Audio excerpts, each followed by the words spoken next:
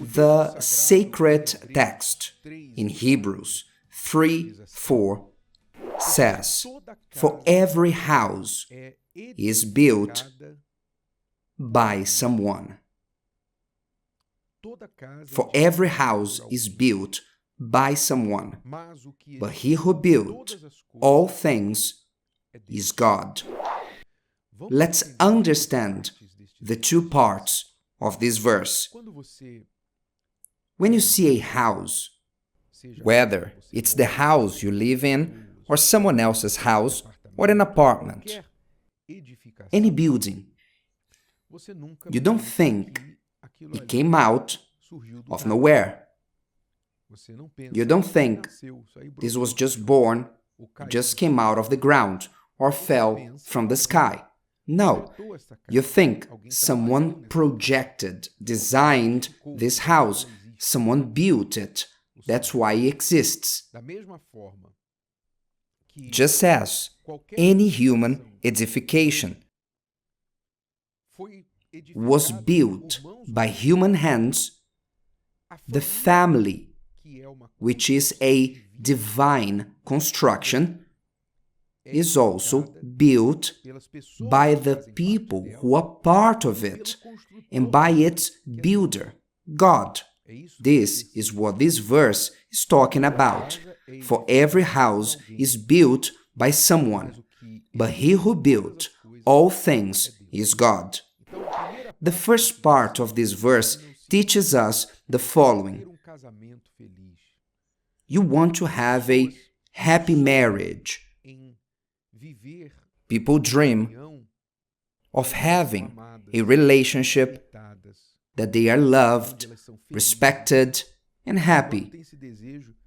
The human being has this universal desire in any nationality, culture, financial status. It's in the human being to have a family, to form a family, and be happy with this relationship.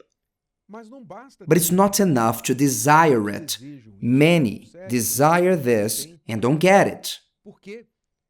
Because a happy family is not luck. It does not come out of nowhere. It does not fall from the sky.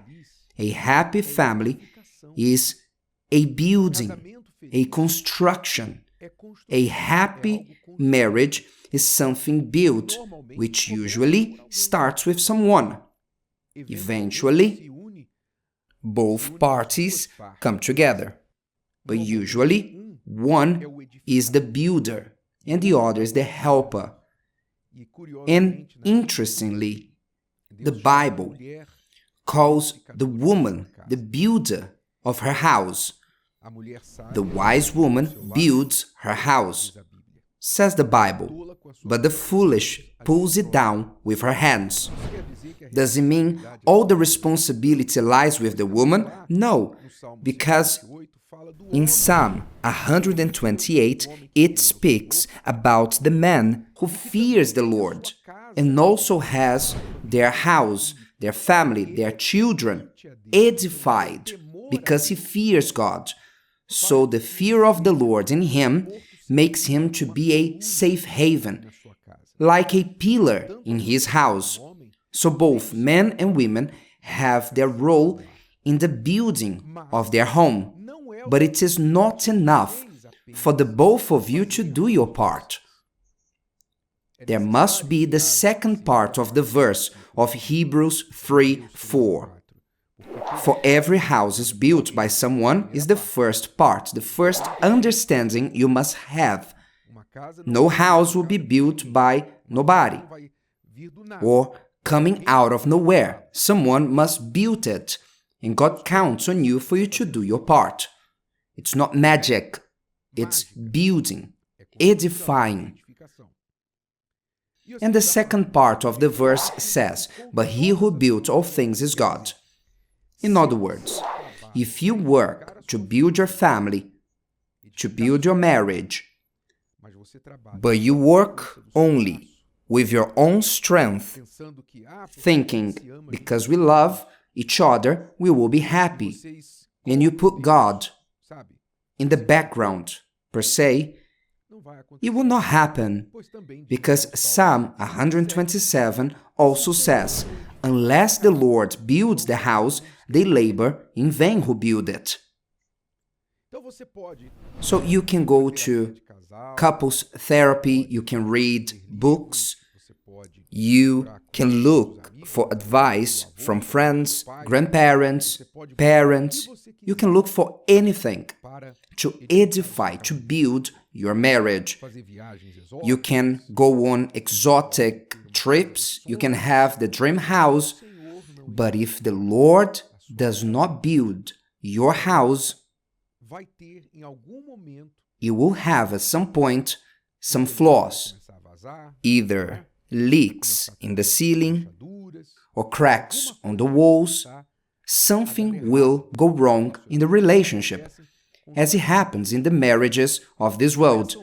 They start well, but some they don't, but others start well, but they take a wrong turn along the way and they fall to the ground. They are sandcastles. They are not houses built on the rock. They are not houses built in partnership with God. They are houses that are built with materials that cannot resist the hardships of life, or the influence of third parties, or the human inclinations. One looks at another woman, or they look at someone outside of their marriage, and they get involved with them, they betray, they commit mistakes, and soon after, the family is destroyed, and then there is a divorce. Why? Because they are not built with material that will keep the house standing. Only God can give them the right material. So do you desire to have an edified home, a firm, strong home? What do you need? You have to understand that you must do your part to set the bricks, choose the material well, to engage in the construction of your home. This starts from singlehood. The mistake of many single ones is to delay their love life. Now I only want to study, I want only to work, I'm focused on saving some money, focusing on my career, and they think that their love life can be put on a shelf somewhere, closed, behind locked doors, and they can open it whenever they need. They think that's how it works. But what happens is, at university you will fall in love for someone, or at your workplace you will feel needy, and you, completely unprepared, moved by the need for attention or a desire to solve the loneliness you're suffering with, completely unprepared, because unprepared people attract unprepared people. And you will get frustrated because you wanted to invest in your career, your studies, which is okay. But it doesn't need exclusivity, leaving your love life to the side. What impedes you from investing in your love life at the same time? And prepare yourself. So this is the mistake of many young people, to think, now I won't do anything. You need to start the building of your house from its roots. At a young age, I'm talking to you who are young, you who are not that young anymore. You made many mistakes, you suffered in many wrong relationships, and now you are picking up the pieces that are scattered all around. Still, you can look for the builder of families and lives, but at this time doing what is right. He is the great engineer of families, of homes, and just as in engineering there are laws to build a house, a well-built house respected the laws of engineering. Am I right? Likewise, a well-built house in the family, a well-built couple, family, there are laws that they must abide by.